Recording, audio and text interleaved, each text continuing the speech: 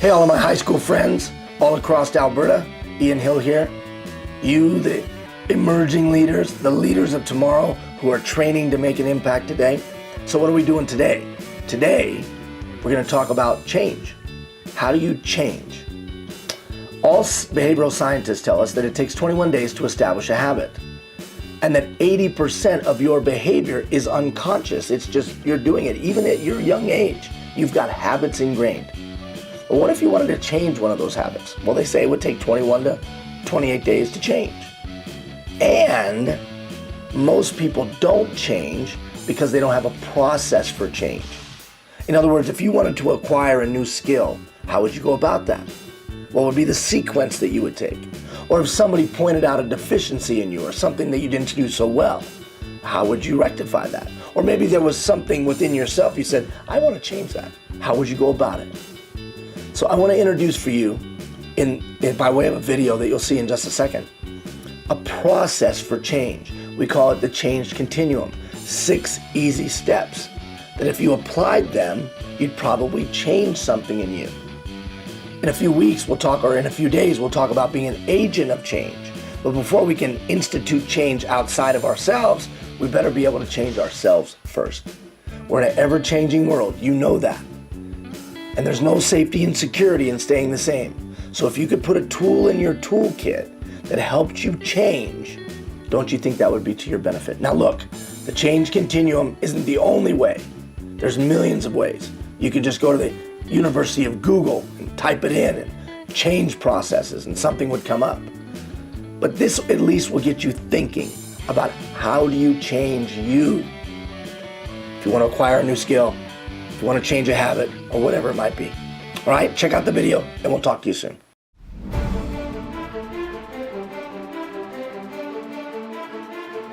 So it's called the change continuum, a process for personal change.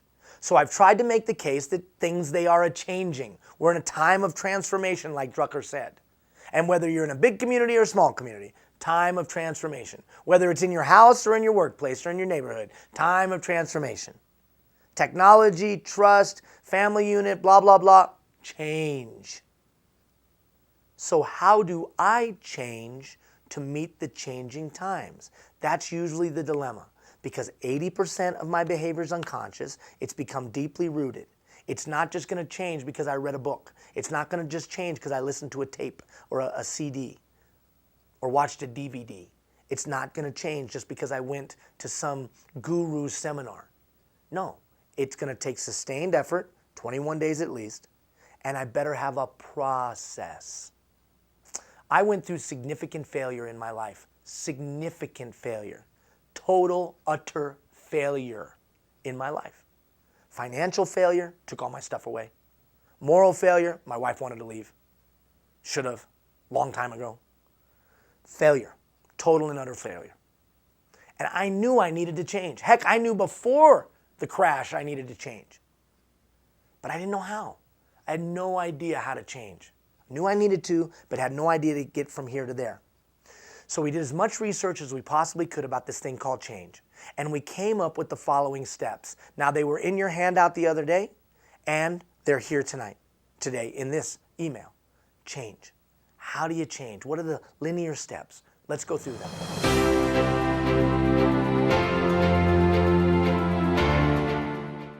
First step, willingness. Are you really willing to change? A lot of people talk change. A lot of people move their lips about change. But when push comes to shove, that's all it is. They're just talking and moving their lips. They're not willing to really change. Well, how would I know you're willing? Well, if you did buy a book, if you did listen to a tape or a CD, you know what generation I'm from when I say tape. The number one way that I know you're willing to change is when you stand up and look at another human being and say, I need to change this, will you help me? Oh, I'm never going to admit that. Well, that's why you won't change. See, because if you had everything you needed within you to change that thing, you would have changed a long time ago. Obviously, you don't have it. So why not just say, I need some help. I need someone to give me insight, wisdom, knowledge. I need more than I have now to make the change. Are you willing? And how would I see that willingness? Step number 2, because willingness in and of itself is not enough. Step number 2, you see it on the handout, education. I've got to go get knowledge beyond what I have now. I need more knowledge. Einstein said, everything within me was only enough to get me where I'm at today. If I want to go any further, if I want to be any better, he said something had to change. And what he usually meant was, I got to go get more knowledge. Now here's the beauty of today's day and age. For the first time in the history of mankind, you have all the information you need at your fingertips. What's it called? The University of Google. Yeah, the University of Google, maybe you've gone there before. Or the University of Yahoo, or the University of whatever the search engine is. You can go get all the information you need about a certain subject matter. You got something that breaks your heart, something that just kills you that's going on in your neighborhood or community? I care about this. This thing breaks my heart, Ian. Well, how knowledgeable are you? I find out real quick how much something breaks your heart if you have any knowledge. If you can tell me the leading practices and the best practices around the globe, then I know it breaks your heart. Good-hearted, well-meaning people screw things up every day because they don't have any knowledge. So take the time to go get the knowledge. 15 minutes a day. Take the thing that breaks your heart and go spend 15 minutes a day learning about it. Or take the thing that you know you're not very good at and take 15 minutes a day and learn about it. By going to the University of Google and typing in best practices in whatever breaks your heart. Or best practices on the thing you want to get better at. Or best practices on the thing you want to change. You'll get 495,000 responses in 1.29 seconds. And if you're on ExploreNet, it'll be 7.9 seconds. It'll be a little bit slower, but you'll still get the information. And what will you do? You'll read it, you'll take it in, and you'll become educated on the subject matter. Educated on the thing you want to change, educated on the thing you want to grow on, educated on the thing you want to impact. Go get the knowledge. Tired of dealing with people who want to make the world a better place, but aren't willing to put in the time to get the knowledge to make the world a better place.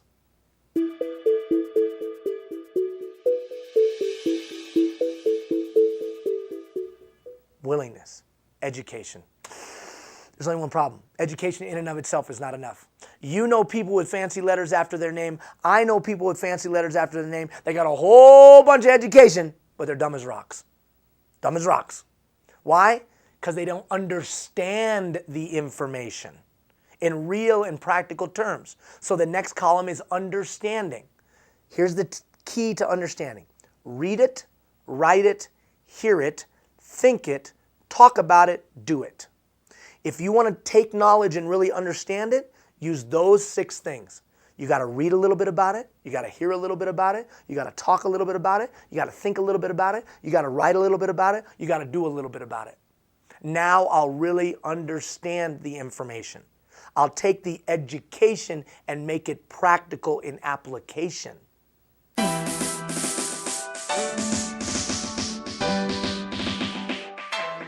Step number 1, willingness. Step number 2, education. Step number 3, understand it through that blended learning that I just described.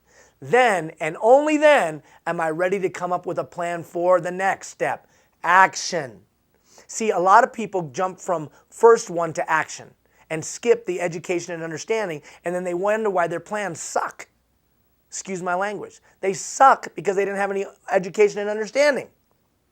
So once I have education and understanding, which shouldn't take that long, 15 minutes a day for 30 days. Just take 15 minutes a day for 30 days and go get it. And now I'm ready to put together a plan. Now, I'm not going to go into a long dissertation about building the plan. I'll just say this. The action needs to be focused. There's a lot of people that are just out there taking action but getting nothing done. So the action needs to be focused. How do I focus it? Clearly defined objective. Clearly defined timelines. Clearly defined action steps that I put on paper. Clearly defined objective. What exactly is it you're trying to accomplish? Clearly defined timelines. When exactly are you trying to accomplish it? Clearly defined action steps. What are the action steps necessary to get from here to there? Now, we'll have plenty of time to unpack this planning model, but for now, clearly defined objective, clearly defined timeline, clearly defined action steps that I put on paper. Make it real. That's why you're being asked to make a commitment. Maybe not yet, but you're being asked to make a commitment that you submit to me, because we're going to put the plan down on paper.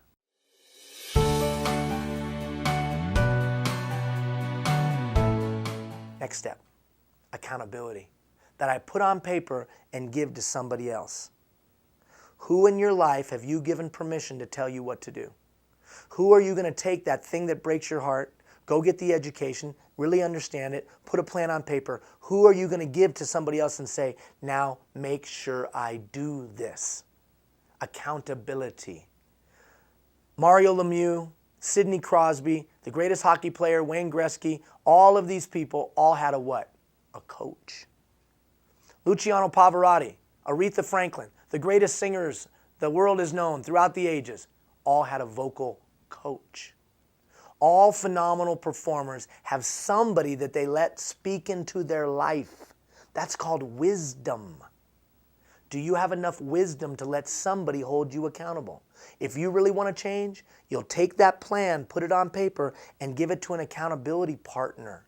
Through this process, I can be that, but I'm not with you every day. You need to have an accountability partner that's near you, that can really see what you're doing all the time. Me, you're going to send me an email here and there and talk to me face to face a couple of times, and you can shine me on if you know what I mean. But that person close to you? Probably not. So who are you? Who's that accountability partner that when push comes to shove, you know you're going to have to look them in the eye and they're going to ask, have you done what you said you're going to do?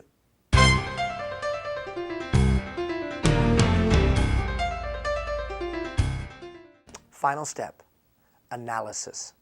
Every once in a while, you got to step off the bus and you got to look at that plan you created to see if it's still relevant, to see if it's still applicable, to see if it's still working. And you can do that with yourself or with your accountability partners. Either way, though, you got to do some analysis. Now, here's the funny thing about that process. Look at the sequence. 1, I check my heart and decide, am I really willing to change? That manifests itself most profoundly when I say to another human being, not only am I willing to change, but I'm telling you about it, which makes it real. 2, then I go get as much information and education as I possibly can, because the amount of information and education I have at this moment probably isn't enough, otherwise I would have used it. And it could be as simple as taking the next 30 days and taking 15 minutes and going to the University of Google and typing in best practices in whatever that thing is you want to change. Then you got to understand that information. So it's not enough just to read it. You got to think it, you got to write it, you got to hear it, you got to talk about it, and then you got to be some doing of it so you truly understand the concepts and the information you're trying to be educated on.